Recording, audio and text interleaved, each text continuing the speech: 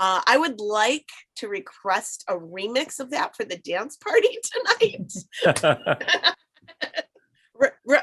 Recording in progress. But before that happens, not yet, people, we still have Leo Chan and Autumn Norris, who are going to drop the base of intelligence on us right now with Journey to the World of Possibility through the Beginner's Mindset, which 100% promises to be very exciting. So, Autumn and Leo, the time is all yours. I'll give you 90 minutes. Thanks, Beth. Thanks, okay, Beth. can you all see the screen? Yeah, okay, perfect. Yep. All right, lovely. So, well, welcome to Journeying to the World of Possibility. I am Leo Chan, and that is Autumn Norris. So quick some stuff about us. I'm the founder of a company called Abound Innovation. Our mission is to unleash the power and joy of innovation and creativity to all. That includes you. So I'm a founder. I formerly worked at Chick-fil-A. I was a senior innovation lead there. I'm an innovation speaker, and I have certifications. I'm a certified virtual facilitator, a Lego Serious Play facilitator, and a certified creativity coach. Awesome. And I am Autumn Norris. I am an innovation coach at Chick-fil-A currently, and that's how Leo and I got connected. And I'm a full-time gig as a lead researcher within our insights team. But I do innovation coaching on the side there. And then I'm also certified in Lego Serious Play, but a little bit less certified than Leo, but I am an artist and just have an insatiable curiosity as well. And we're just really excited to bring you through this workshop today. Yeah. So thanks CEF and Beth, all the best, and Missy for allowing us the opportunity to present today. I actually attended CPSI for the first time last year virtually because Frank Prince told me about it, and I liked Frank. So I'm like, if I like anything you do, I gotta go. So I loved my experience. Really enjoyed getting to know everyone, and so it's an honor to actually present at CPSI this year. So some tips for today for success. You will need a pen and paper or an iPad, some sort of tool to write with, whatever that is, and your smartphone. You'll need your smartphone as well. And then also, I'm going to give you a listen to a sound that you'll be hearing throughout the day. We're going to actually have you do exercises, not like physical exercises, but like exercises. And when we want you to come back, you're going to hear this sound. It's going to be groovy. So, okay. So when you hear that sound, that means, hey, come back from whatever it is that you were doing. And I'm not telling you what that is. So let's kick off. Autumn, over to you. Awesome. So Leo, you may have lied just a little bit. We are going to get some exercise in. Oh, this is true.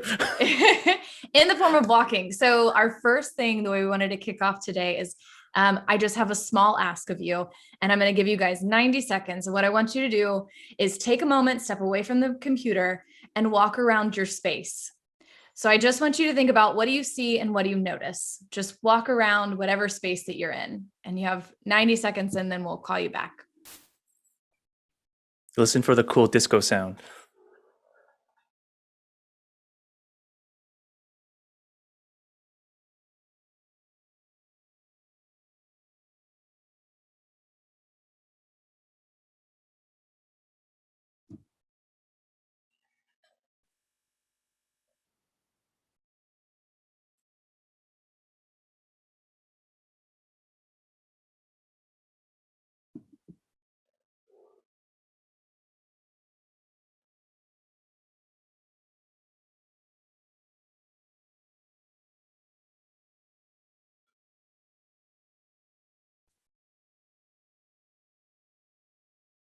Mm-hmm.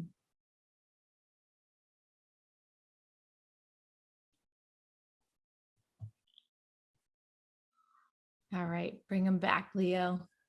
Okay. Hold on. Wait for it.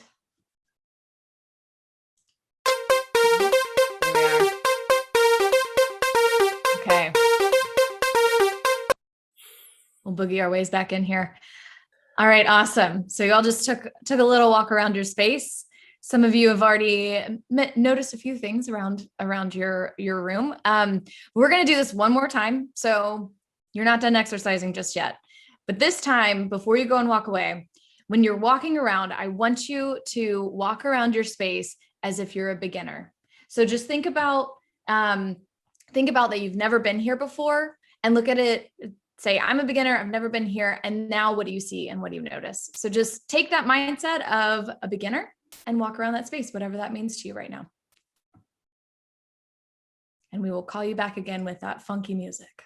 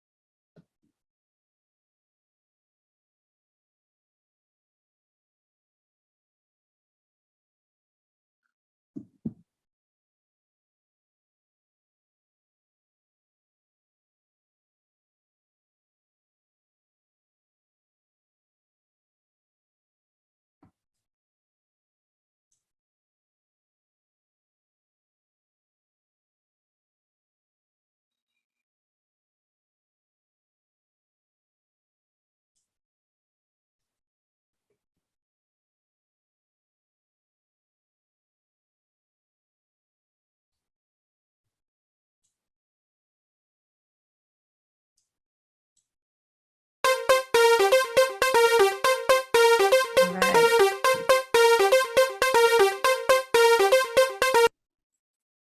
So come on back. All right. I think we've almost got everybody here. Okay. So either in the chat, or we can make this a conversation as well if you want to come off mute. What we want to know is, how did that feel? So the difference from the first round to the second round, did you notice anything different? What did you see? Did it feel different at all? Any thoughts? Yeah, More curious. Yeah. absolutely. I noticed for the very first time since living here for 2 years, and some of that through a pandemic, that I mix the color palette of browns and blacks with my furniture, and I had no idea that I did that with how I pulled the rooms together. But Yeah. and That's I awesome. never noticed that before. I noticed how I did it was different. So Yeah. beginning, I got up and started to walk around and like look at stuff. And when I was a beginner, I stood still and stood back and surveyed the whole place. And so it was macro, but then as I started to walk around, I got really micro really fast, and I wanted to touch things. And I didn't touch things when I wasn't a beginner. Yeah. That's awesome. We have some things in the chat, Autumn. It felt different. I noticed patterns. I was more curious. The first round wasn't deep. The second time I speculated and created conclusions about what the space and about me. Less judgmental as well. That's awesome. Well, that's just a little bit of a taste of what we're diving into today. So thank you all for sharing. So what we really are here today is we're here today because we believe there's a difference between the expert and the beginner's mindset. And there's a benefit. We believe there's a benefit to that beginner's mindset. And we also believe that we can choose the posture of the beginner today. And you got a little bit of a taste of that. So we're going to jump into that now. All right, awesome. So this is the journey that we're going to take you on, because we're journeying to the world of possibility. And before we get there, there's a really nice quote from Shenru Yu Suzuki, and it says, "If your mind is empty, it is always ready for anything. It is open to everything. In the beginner's mind, there are many possibilities, but in the expert minds, there are few." So this is what it's all about today. So this is what the journey is going to look like. We're going to go through what the benefits are. We're going to talk through some challenges. We're going to talk about some warning signs, and then we're going to give you tools. So we're not just going to talk theory. We're actually going to equip you with things to help you with this journey. So the benefits are this, and this is what I truly believe, is that the beginner's mindset, it equals a gateway to possibility. When we adopt this posture, things open up. So that's all I'm going to say. And then I want to ask y'all, what do you think are the benefits of the beginner's mindset? If you can throw this into the chat so we can see what you're thinking about this, or if you, just throw this one in the chat and we'll just talk through what this looks like. So what are the benefits of the beginner's mindset? No perceived notions or viewpoints, open questions, possibility thinking, curiosity, freedom, receptivity, non-judgmental, lots of curiosity. Yeah, no judgmental, excitement, listening. Yeah, lots of questions. Yeah, it's also like that. Yeah. That's great. Yes, yes, playfulness, blessed spirit. Yes. View some. Okay. Yes. So totally what in line of like what we think about this. So we believe that the benefits are this, that the mindset leads to increased openness, curiosity, opportunities to others and ideas, freedom, wonder and awe, and joy. I actually had a reflection. I was telling Autumn a couple of days ago, but why I like the beginner's mindset so much is because because there's always new things being created by people around the world. And if you think you're an expert at something, you might miss out on those new things that people are created. There's always something new to learn. It's amazing because it's just expands your mind. So we believe that this mindset leads these increased benefits, but it also leads to more ideas, more creativity, more innovation, and more diverse thought. So, what are the challenges? Right. So if it's such a great mindset and such a great thing to have, what keeps us from doing it? I have another exercise for you guys, and I think this may be the last time I ask you to walk around. So one more chance to get up today. So what I want you to do for this one, and we'll call you back again with that fun sound, is I want you to get up and walk around your room. But I want you to, while you're doing that this time, I want you to point at different objects and say or yell the wrong name for them. And what I want you to try to get as many objects in and do this as fast as possible. So try not to overthink it. Try to go as quickly as possible, but point at an object and say the wrong name. So if you point at a lamp, say car or whatever comes to mind, just say the wrong name as fast as possible. And just as like a thought, try and get maybe 20, try and go for 30 objects. That's a lot, but see how many you can do and just go as quickly as possible. Okay. All right. So I'll send you off again. You have 90 seconds.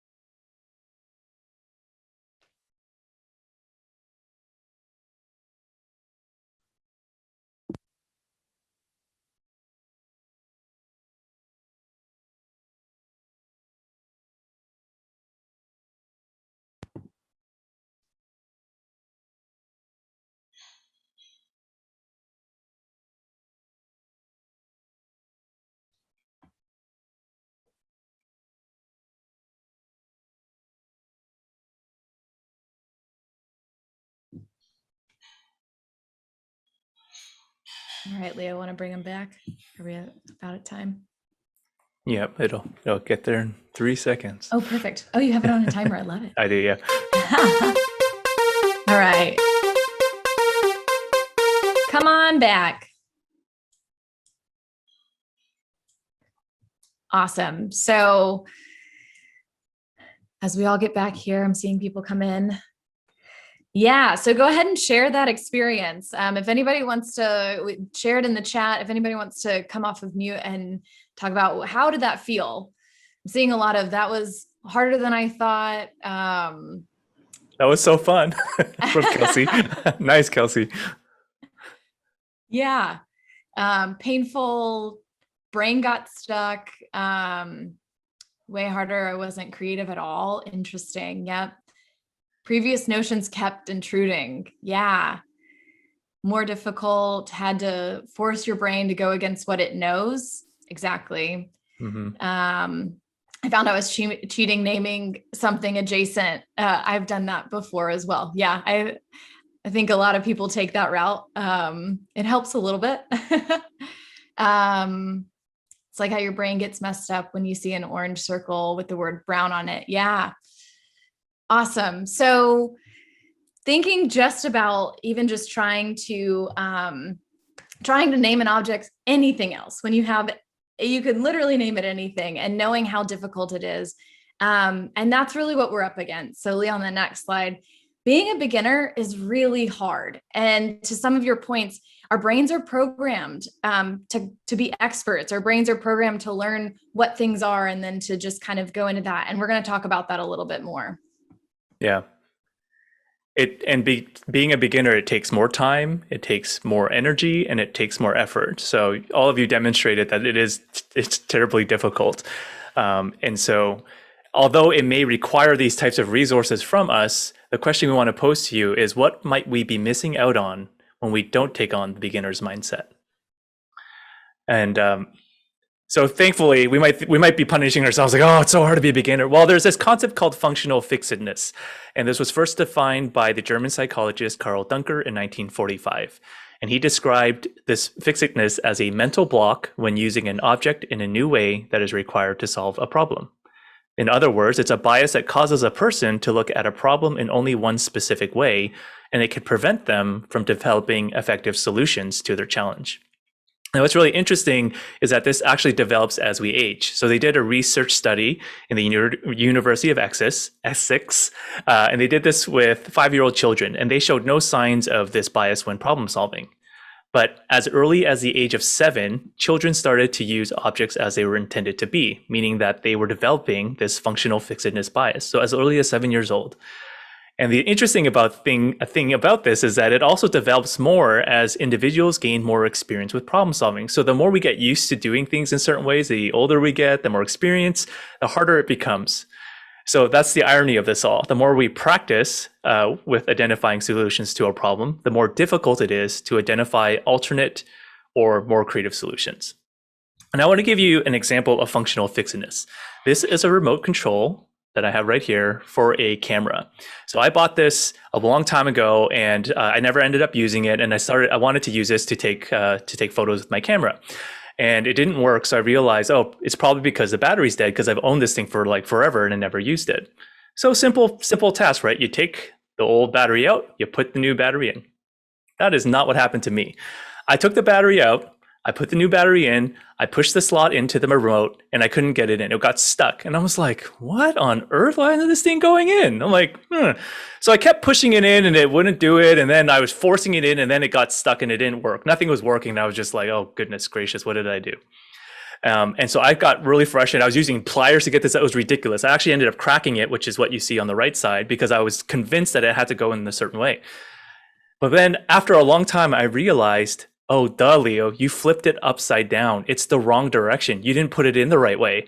And so I thought, I was like, I got to buy a new remote. Like, oh, this is terrible. I'm like, what a dumb battery. Like, I thought all these dumb things.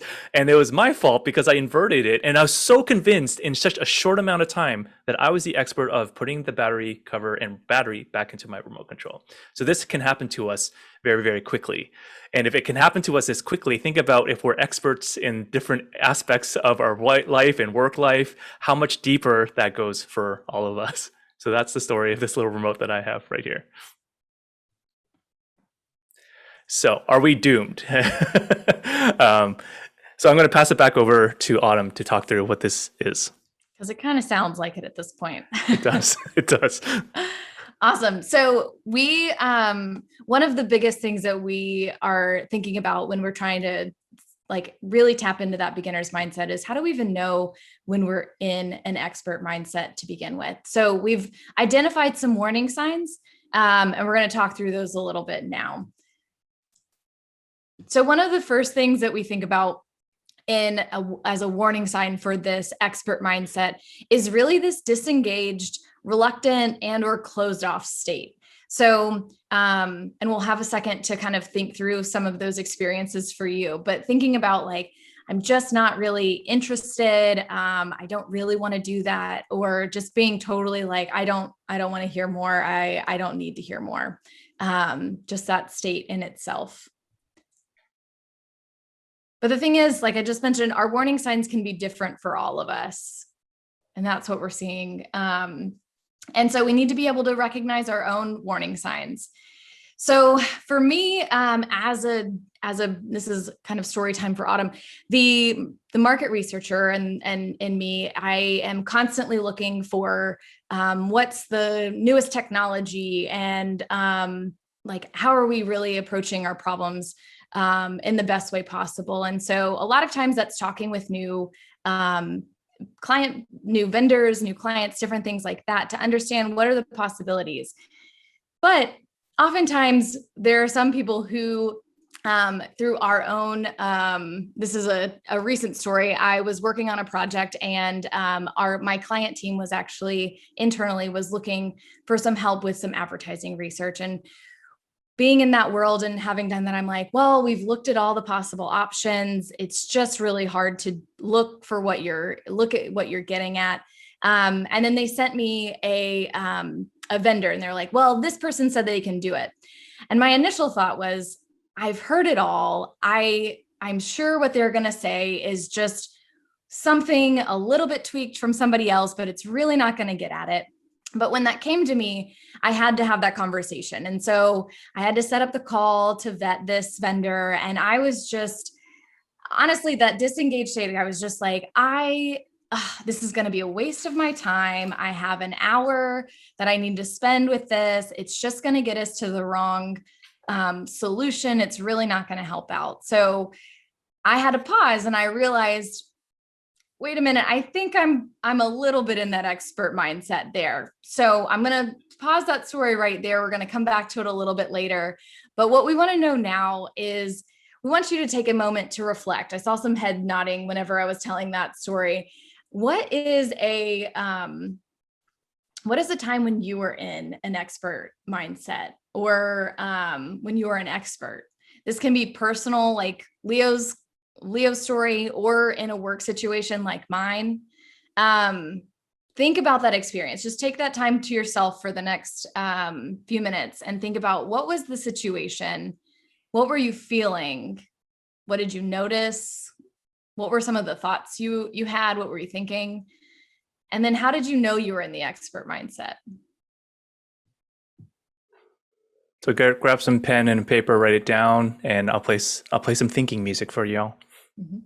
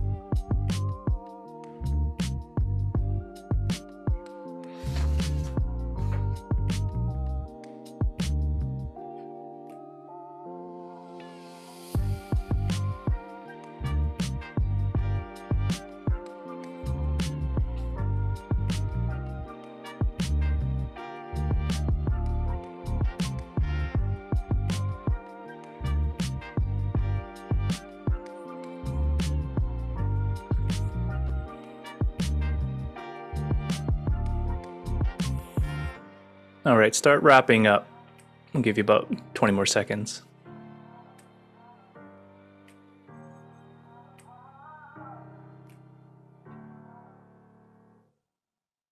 Okay, we'll stop it there because that was a nice pause for the the song. Okay, so would love to in chat. What were your warning signs? What you can even, you know what, if you want to come on camera, that's fine too. But what was the situation and how did you know what your warning signs were? What were they? So either in chat or if you'd like to come on camera and share with us. For me, I tend to notice them like by getting physical symptoms, like really sort of tense or frustrated.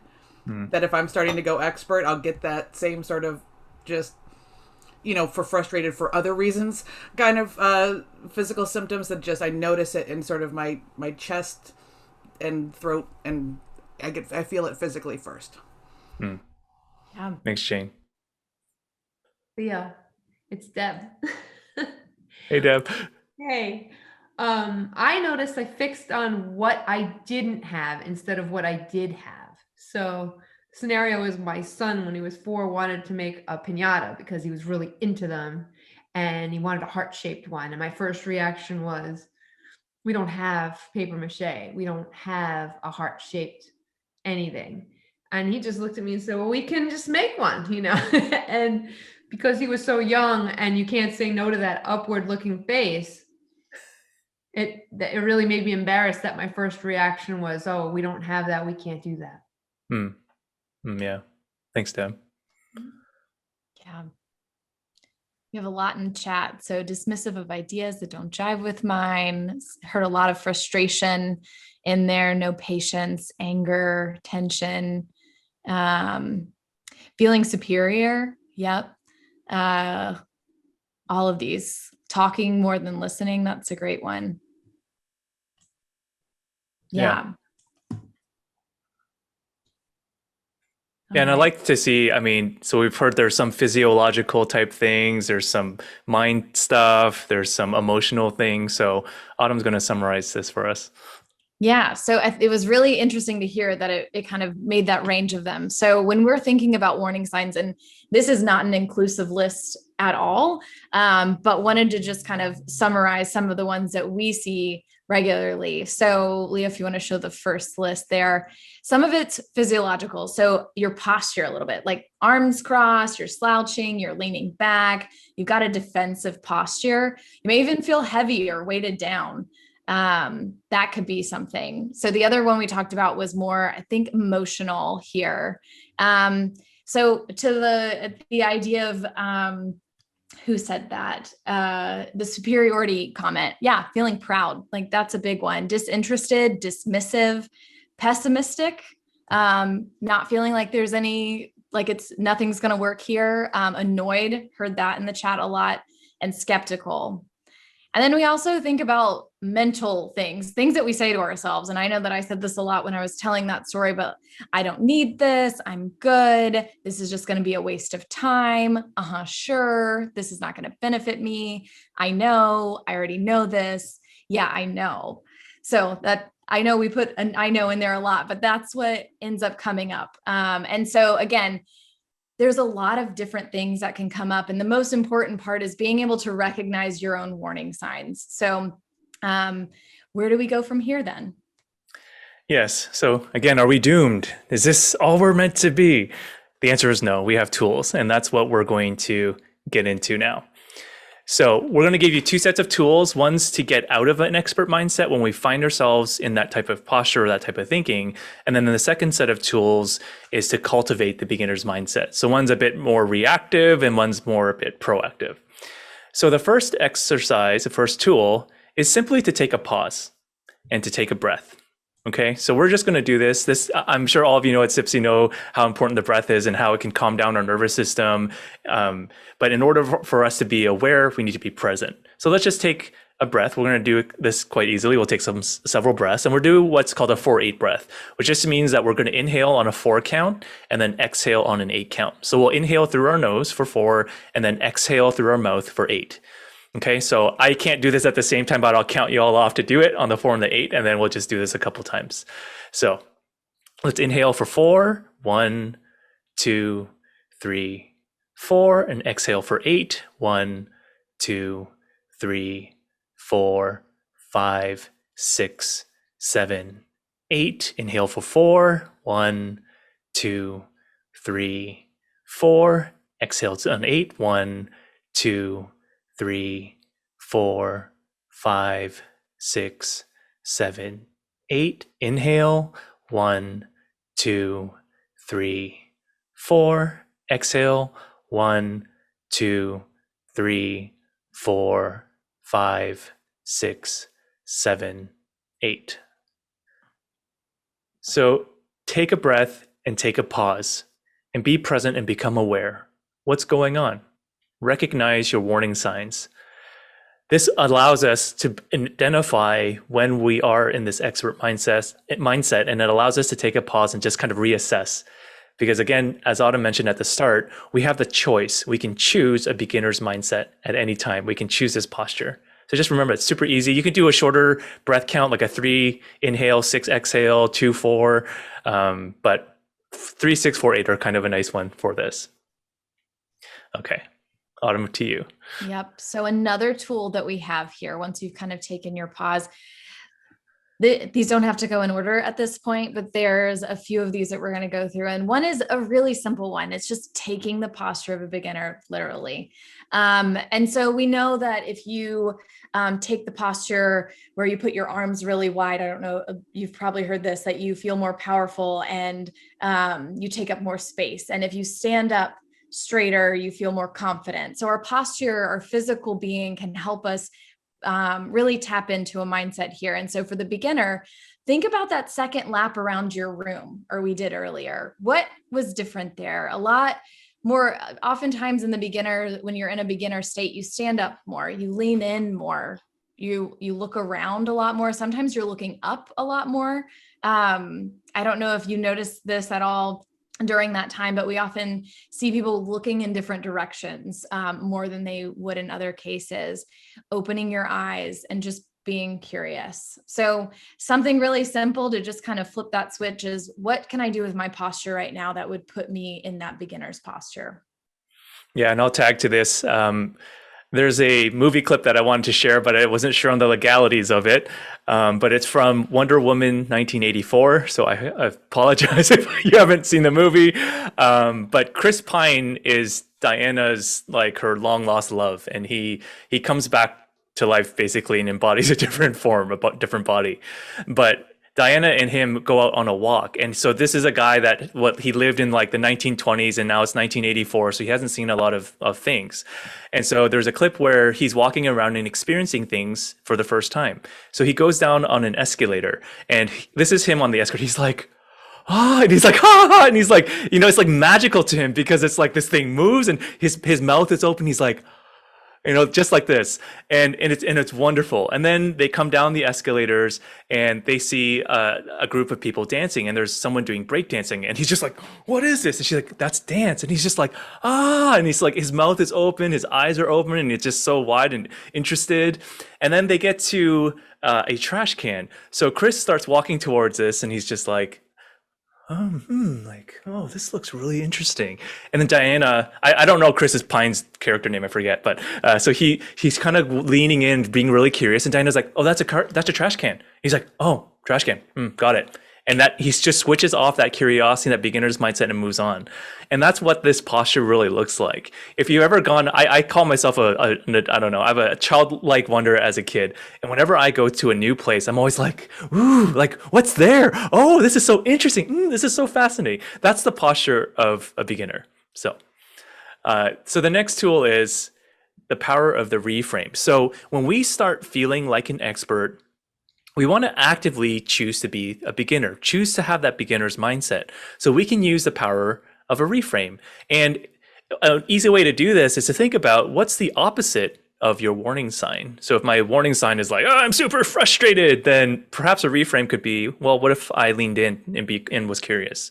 And remember that, again, our warning signs could be physical, emotional, or mental. So we can reframe any of those types of states. And so Autumn's going to continue the story she was sharing with you.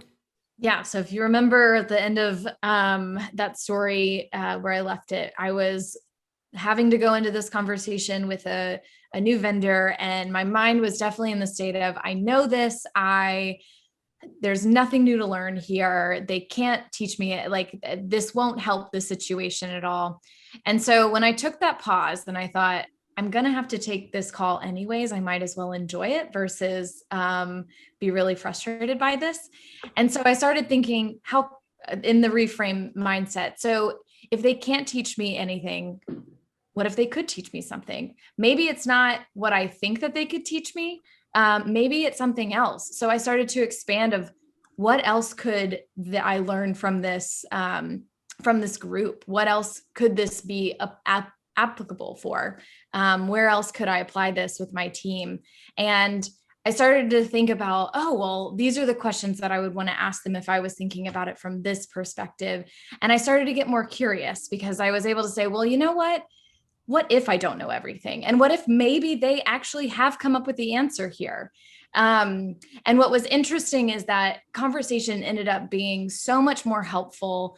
It turned out that the reason that they were in touch was not the right solution, but I did realize that there was a lot to that solution that could help in other areas of our business, and was able to share that with other people who could then have better conversations with them as well. And so it ended up being a much better outcome than if I had gone in saying, like, I'm not going to learn anything and just kind of gone through the motions for that conversation. But instead, I was able to tap into curiosity and lean into that conversation a little bit more, and then end up helping the broader business because of it.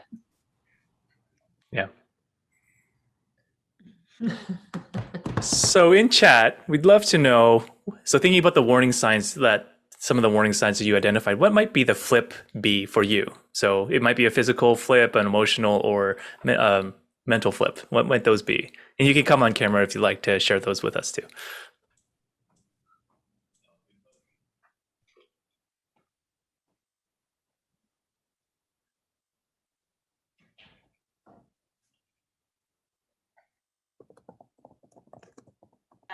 For me, I would just go into learning mode. Go into learning mode? Yeah. Yeah. Curiosity. Yeah. Yeah, that's great. My flip would just to be quiet. Just to be quiet. Yeah, that's a great flip. Yeah, just to listen and open our ears. Absolutely. Absolutely. I'm seeing some unclenched jaws, open mouth wide and open eyes wide. Yeah. Listening instead of lecturing, nodding, yes. Remembering that kindness is free, relaxing jaw and shoulders. Yeah, these are great. I think I saw a TED talk when they're like, if you start smiling, it just like, it does something to your physio and mental state. It just kind of makes you feel happy. So we can just start smiling or leaning in. These are great. Quiet, what is it? Change of body posture, ideally to a neutral stance. Dance, that's interesting. Yeah, I love that. Think of future possibilities. I also saw think big instead of narrow. That was a really good one as well.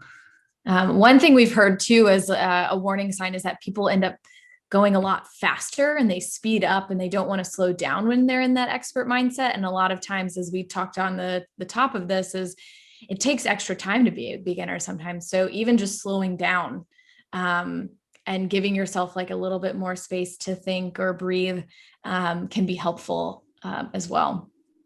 Yeah, that's great. And we had some ideas that might be helpful. So again, you can take these and add them to your arsenal as well as the things in the chat.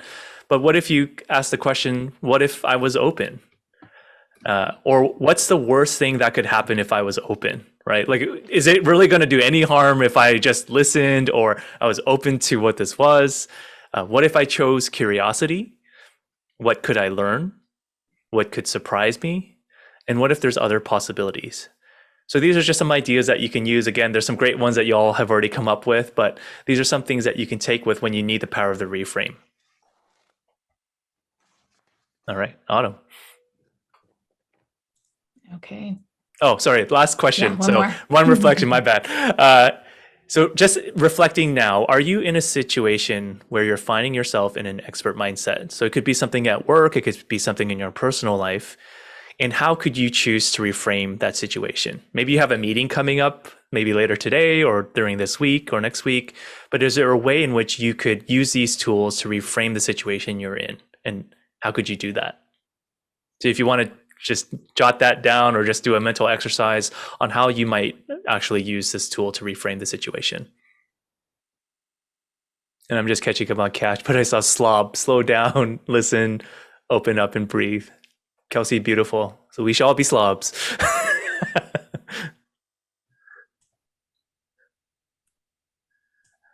So people are just sharing how they might choose to reframe the situation. Beth sharing that she has an exam today and this can help with anxiety. Going with what I have learned rather than I need to be perfect. Yeah, that's beautiful. Chelly says, when I identified this expert mindset in my career, I turned it into a challenge. Listen for something I didn't know already. And wow, did I learn a lot. One other line that I used to love from Chick-fil-A was they always would say, I get to do this. So whenever we might find a challenge or something that was coming, the leadership would say, we get to do this. And they really meant, and they would tell us to say that as a response, but it was a really powerful reframe. And I didn't even know it was a reframe until I learned about the reframe and was like, that's actually a beautiful thing to do. When we think about, oh, there's a challenge coming our way or something scary or terrifying, we could say, we get to do this. I get to do this. I get to work on whatever it is and create a possible future. And so it's a really beautiful phrase that I loved from Chick-fil-A. All right. Awesome. On to our next tool. Yes, this is a beefy one. There's a lot going on here, but this one's also one of my favorites. So we also have the tool of personas. Sometimes it's really hard as ourselves to step into that beginner's mindset.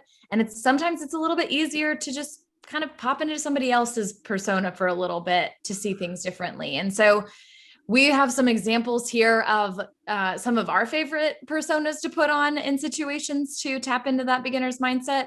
But you can ultimately create your own persona when you need it. So we have Alien Al, and he's one that I really enjoy, and he's just landed on Earth for the first time, and he doesn't know anything.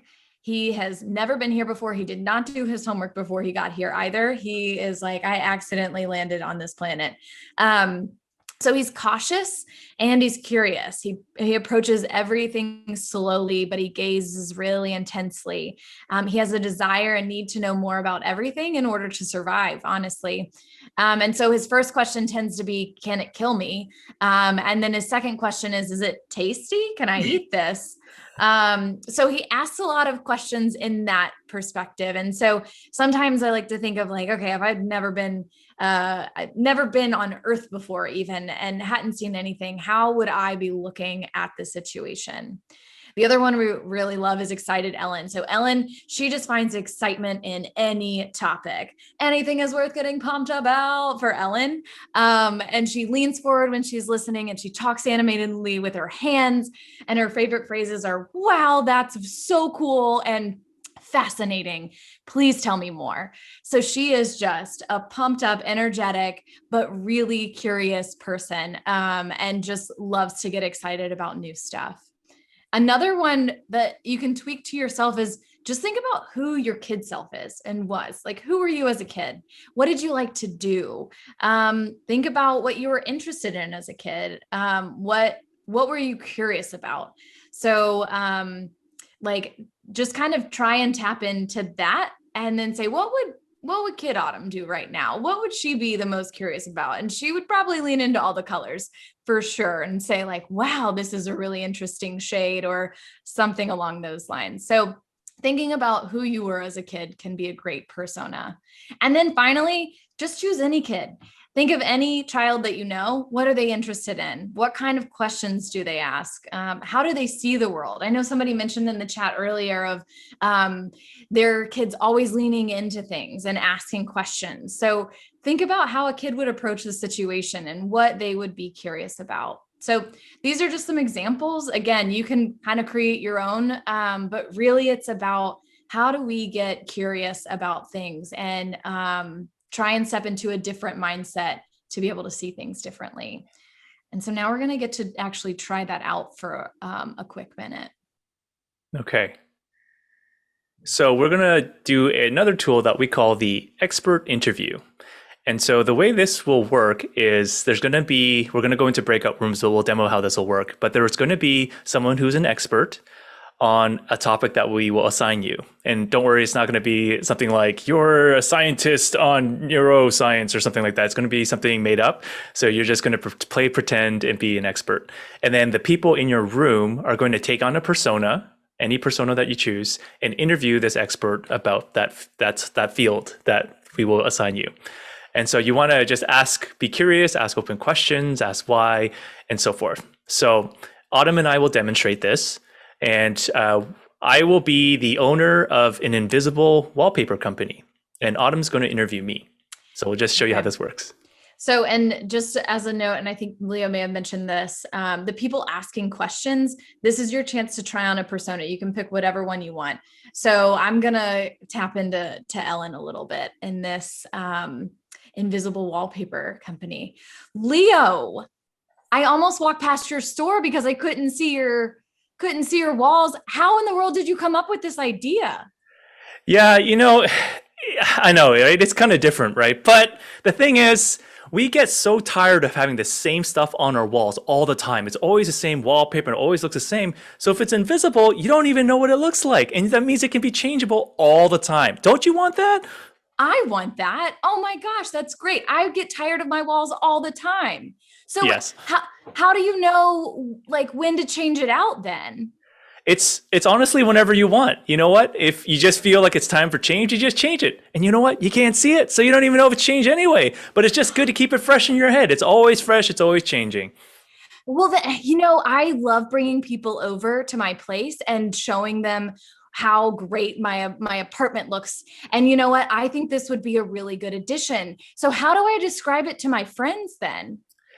Yeah, it takes a little bit of imagination, but you can just kind of tell them like, what do you want to see? And then let them kind of go off with it. And once they go off with it, and then like, that's exactly what it looks like. And they'll be marveled because it'll be exactly what everybody wants and what they've envisioned in their mind. Isn't that brilliant?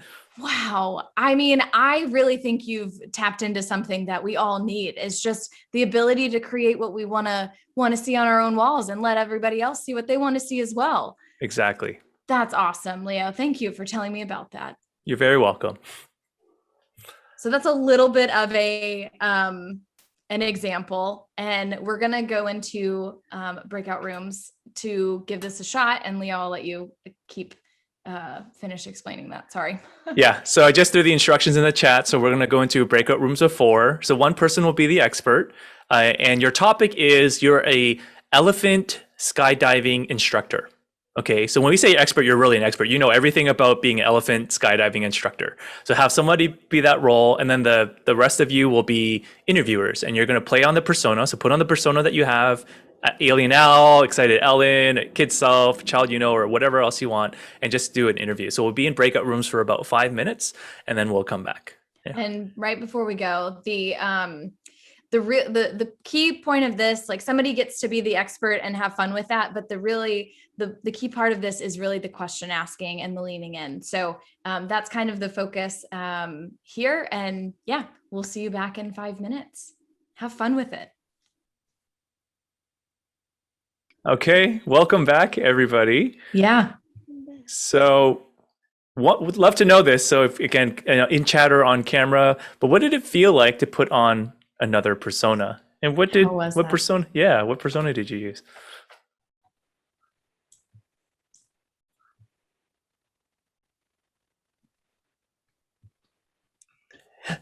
I'm seeing a lot of you rocks and fist pumps and How was that experience? Fun? Cool.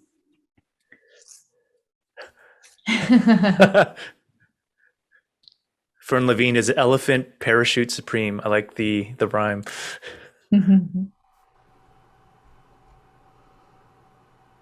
One little kid in the room, you think? That's awesome.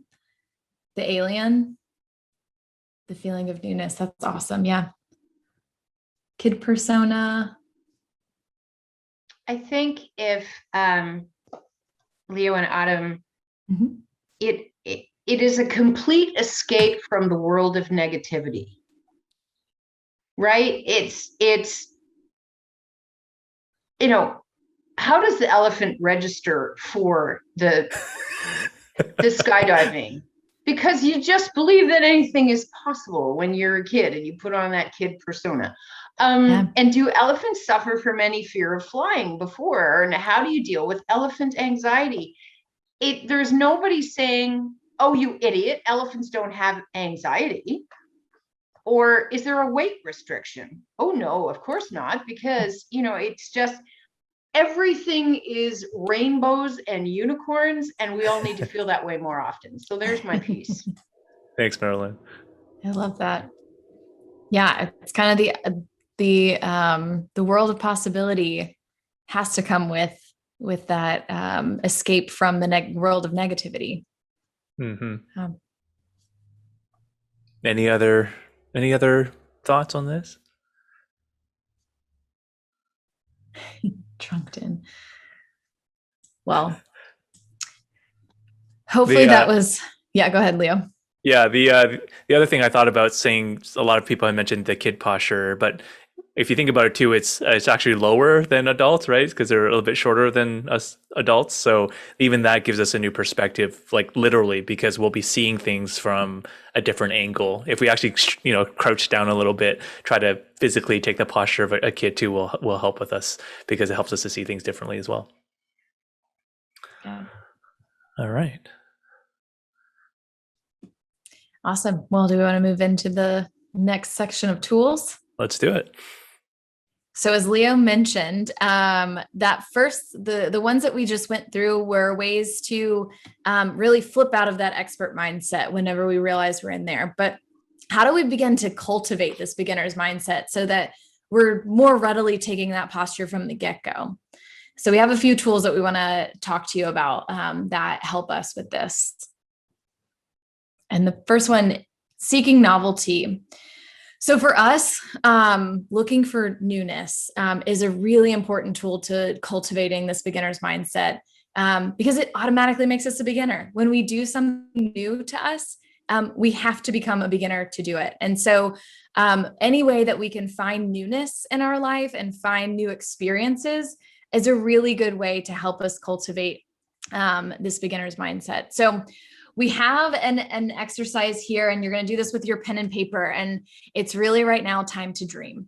So I want you to, on a piece of paper, whatever you're writing this down, I want you to think of if you had five other lives that you could lead, what would they be? What would you do in each of them? Don't overthink them. They don't have to be fully described out, but what would you do if you could live 5 other lives? They don't have to make any sort of sense or be realistic in any way. But if you could be anything you wanted to be, what would that be? I'll give you about 2-3 minutes for this. So I'll play some music.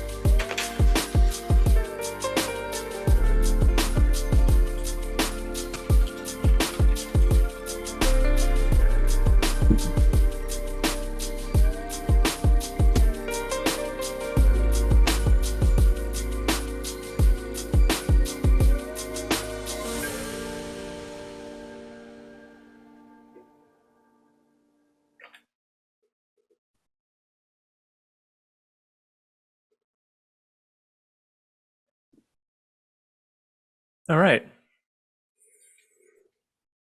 Does anybody want to share some of the 5 lives you've come up with? You could throw it in the chat if you'd like to as well. Just want to know if anybody, what you guys are thinking of.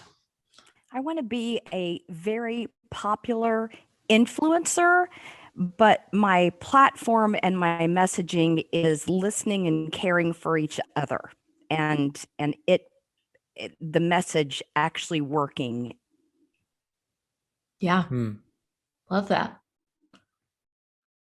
Amazon explorer and botanist. That's cool. A tour guide. Live in the jungle. World traveler, acting, marine biology. Love these. Banjo player in a popular group. Love that. Ooh, a talk show host, Marta. Yes. Be really myself. I love that.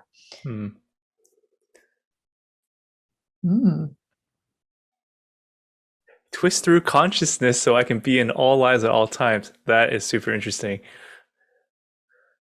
Philly fanatic. I love that. Olympic swimmer. Professional knitter. I didn't even know that was a thing. Professional knitter. Yeah. Awesome. That's awesome.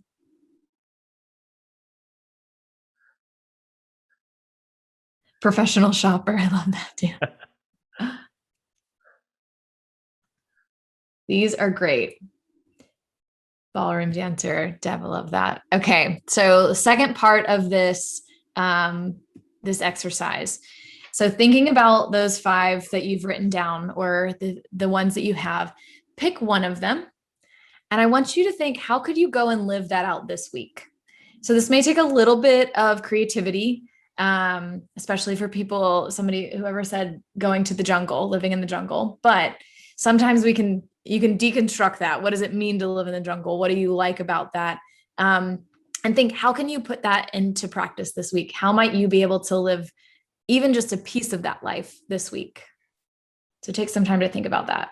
Write down some ideas. So another example for me is a dancer would always come up. And so taking like a dance class or doing something along those lines. Professional knitter. Maybe you start a YouTube channel and start knitting.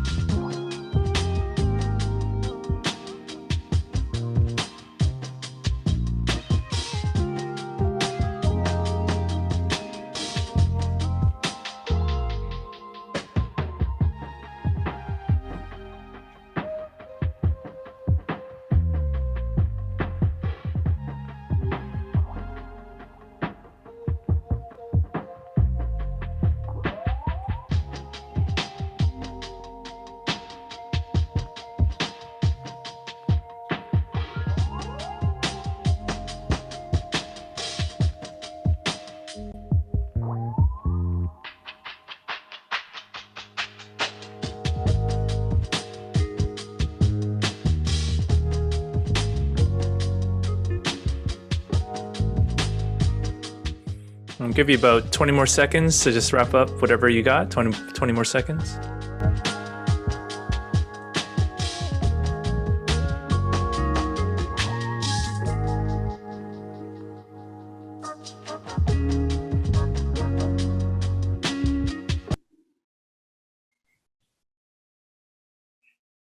All right.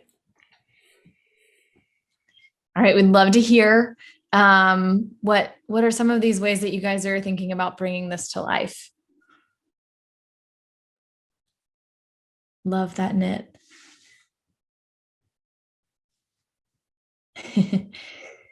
That's a good, Beth, that's a good reframe. Fostering some puppies, maybe. That's a good way to do it. Oh, Rover like app to mind other people's kids while that's a really great idea. All right. Anybody, what else do we got? Yep. Some babysitting, start a group in the neighborhood. For your other lives that you thought, what are some ideas we had? Kelsey has watched a documentary about the ocean, some other forms of learning marine biology adjacent things. Nice, Kelsey. Love that.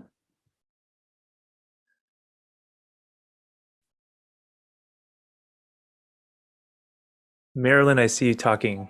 Yeah, Leo and Autumn, I'll go just because I can talk faster than I can type and maybe more accurately. So I chose becoming a professional surfer. So I put my feet in the sand, stay close to the water, watch surfing videos, take the top off of the Jeep that I do own, sport some cool hempy handmade bracelets, get a spray tan, dye my hair blonder, wear a bandana in my hair, and rub on coconut oil. Yes, that's awesome. Love those. Love it, Marilyn.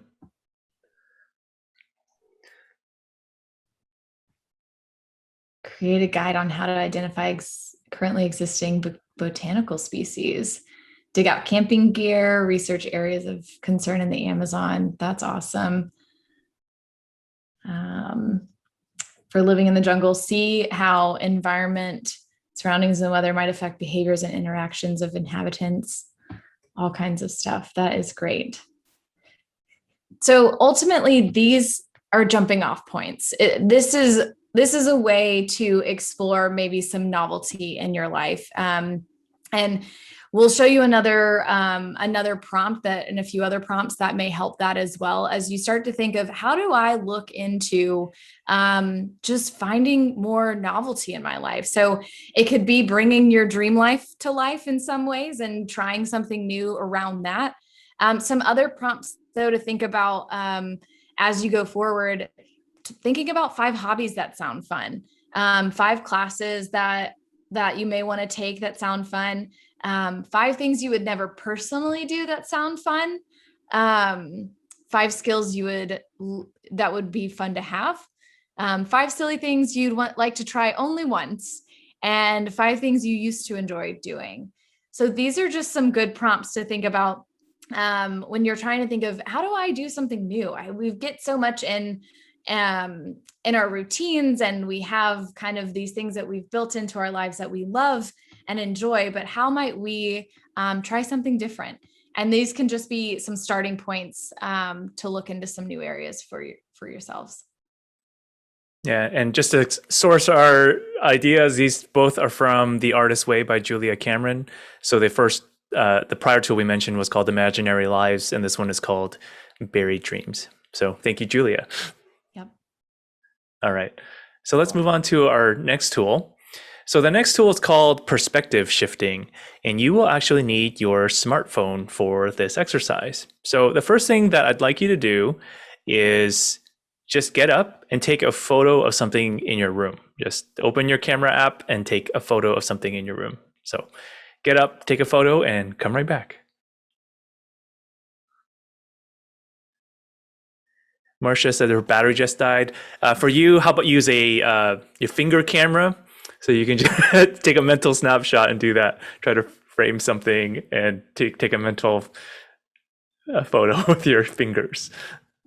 It's a good one.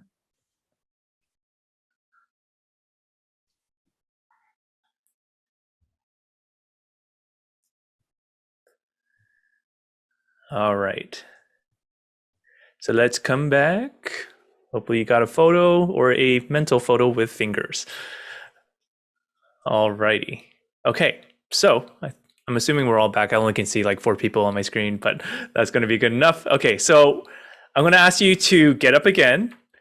Now take a photo of the exact same thing you just took a photo of, but take it from a different perspective. So maybe you're above it, you're below it, you're on the side of it, you're on a different angle, but do it again. Take a photo of this exact same thing, but now from a different perspective. I'm not playing music because this is super short. So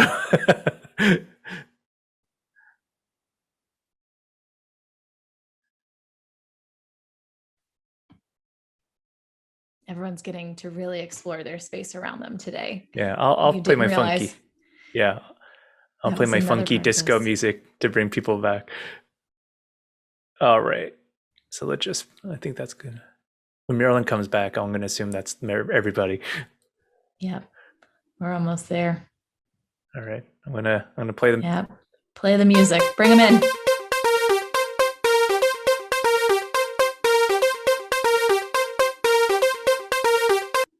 Okay. Cool. All right. So I'm going to ask you again to stand up. Now take a photo of the same thing again, but now use your zoom feature. So either zoom in, so you pinch your fingers, or zoom out. So go back to the same object that you just took a photo of, but now take it with the zoom function. So if you have fingers, just move it closer or further away and take a mental snapshot. It doesn't have to be the same perspective. Just use zoom only. And you can always use foot zoom. So you just move closer or further away from the actual object. So digital zoom or foot zoom or finger zoom will all be okay for this exercise. Mhm. Okay. Right. Most people have come back, but let's just do our thing.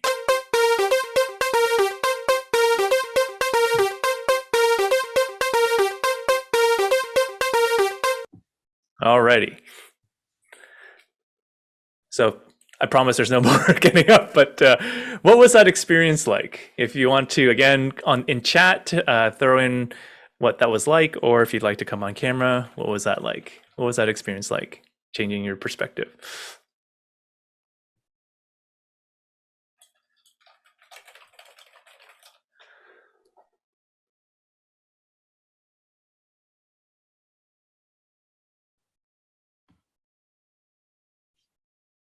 Engrossing. It's fun to look at different angles.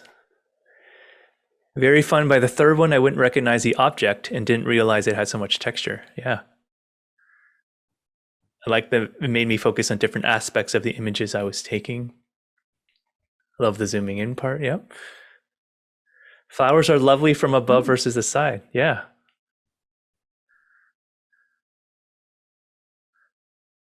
How many people saw something new in what they were taking a picture of after the second or third round? Yeah. Much more information. I really need to dust.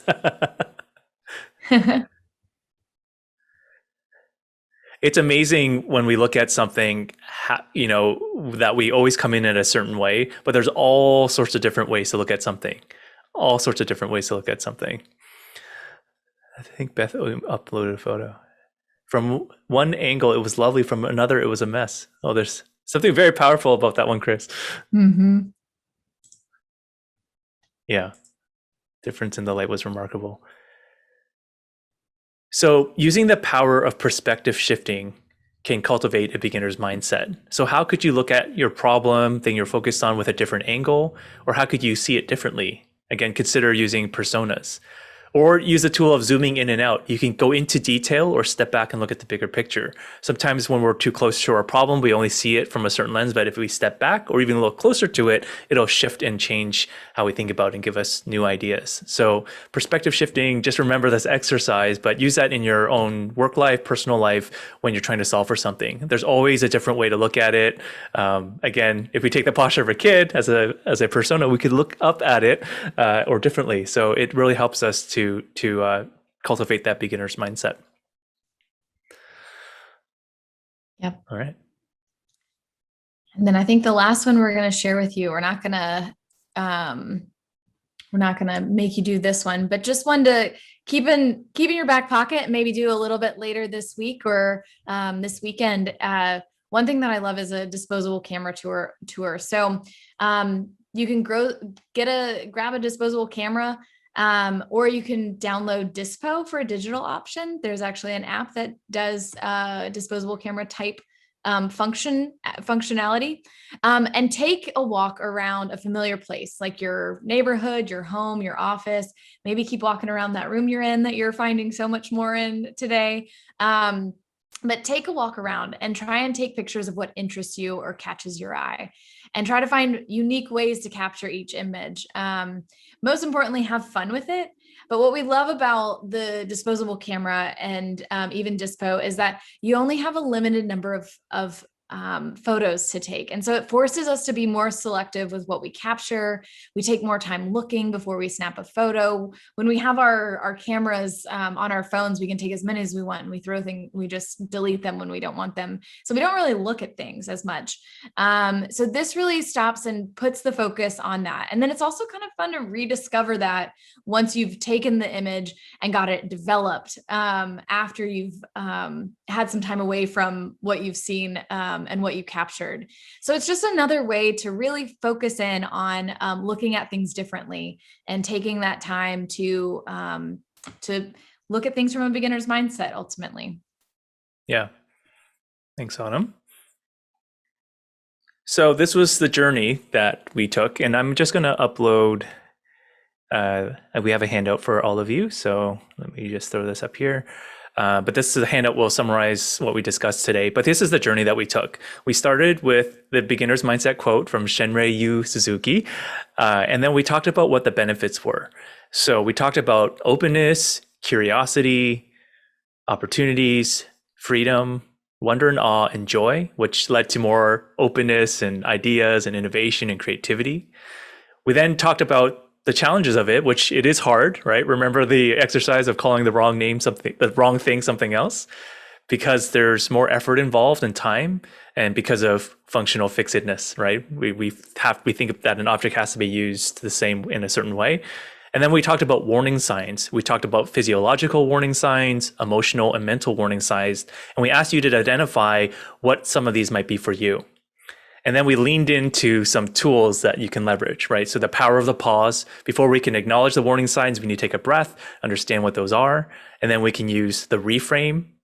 We can use different personas. So these are the three to get us out of the expert mindset and then into the beginner's mindset with seeking novelty. So we just did the imaginary lives and the buried dreams. We did perspective shifting. And then lastly, this disposable camera tour. So would love for you to think about, what are you taking away from this workshop and how will you implement this? So you can take a moment to write down on your piece of paper or just process out loud if you'd like, but what are you taking away from this today and how will you use it moving forward?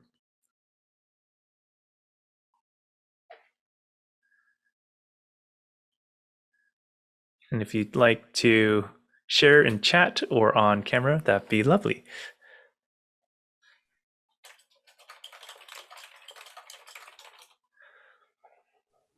I never thought about actually identifying the warning signs. I had acknowledged the expert mindset. I had that exact same situation in Autumn. A client said, "Oh, you should do this," and I'm like, "No, I've listened to everyone; they don't work." Yep. But I've never identified my warning signs coming on. So that's, I think, my biggest takeaway from this session is actually identifying that here comes the crossed arms, the been there, done that attitude, that superiority feeling, and trying to head that off when it sets in. I love that. Thank you so much, both of you. Yeah. That's awesome.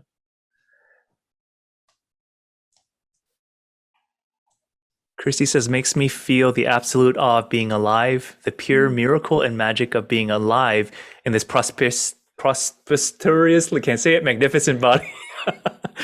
Love it. Marilyn's. The Jeep. Yeah, awesome. Yes. Unlimited resources, oftentimes we don't appreciate many of the small things or see things from different perspectives. Slob it up. That should be a t-shirt, Beth. I'm looking at you. That should be a sip. Just like that typey bits, slob it up. Chris says it's a good gut check to remind myself to see things with fresh eyes. When I get too comfortable, I can move to expert too easily. And we need to always keep things changing and learn. Also, take my money.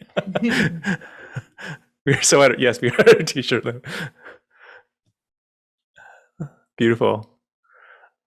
Lovely. So yeah, thank you so much for your time today. Again, this was a joy for us to be able to present at CPSI. We would love your feedback to us individually. So there's a bit.ly link that you could send if you'd like to just give us feedback on how this went. I'm going to throw some stuff in the chat. There will also be a CPSI evaluation as well, but this one is for us. So if you have time to fill that out for us, we'd love to learn from you to see what worked, what didn't work, how this could be better in the future for other people. So please bit.ly/abound CPSI21. And then just a couple of things more about what we actually do. So we have 3 buckets of streams of work, or what we can help with is to create and nurture innovators. So this is part of the development of innovation and innovators. It's dear to our heart, and we're always creating new offerings for this. The next one is accelerating innovation. So actually getting innovation work done. Our favorite place to play is ideation, brainstorming. We believe we're experts and masters of it, always learning more tools, but also Lego Serious Play as well. And then last, to unleash insights, to give fresh insights and perspectives on innovation and so forth. So these are kind of our 3 buckets of work. We have a newsletter that you can sign up for. So if you'd like to stay connected with us, you can sign up there. So it's bit.ly/abound news. So the newsletter is called Unleashing Innovation. So you can find us there as well. And then this is just our contact information if you want to be in touch. But thanks again. This was a lovely experience for us. We're thankful that we had the privilege to do this. And if there's any Q&A, any questions that you all have, please feel to ask. But otherwise, we will give you some time back. So any questions for anybody? I just want to say this is not helping my expert mindset, because I said you guys are going to be awesome and I was totally right. I'm going to try harder to go for my beginner mindset, but thanks, Pat. This was like, for real, this was awesome. And I can't, like, I've got great ideas and I want to do stuff. And I have also signed up for the newsletter too. Jane implemented faster, but I was right behind. And of course, a shout out to Wing Ray and also Wing Mike, who was on earlier during his lunch break, because he's a math college professor. And so he squishes us in during his free time. And thank you to everybody who participated, who commented, who enjoyed and learned this. This is so much better with you here. Thank you. And Well, Leo hey, and Autumn. Yeah. I just wanted to say, from that marketing research perspective, sorry, Beth, I didn't mean to cut you off. From the marketing research perspective, all of these are great tools to also help in qualitative digging. And so a lot of tools I got from this. So thank you. That's great. Yeah. And bringing any team along the route with you and helping them to identify where their kind of expert mindset and opening them up to hear different things when you're going into research and other activities. It's very helpful. Yep. I see all the QRCA people like totally yes. And Laura Pinsky's like jumping jacks. Gloria. Oh, this has been so great. And I think probably the best session to segue into the dance party tonight. We've got Leo's great beat. Dun, dun, dun. Let's play it one more time for you, Beth. One more time.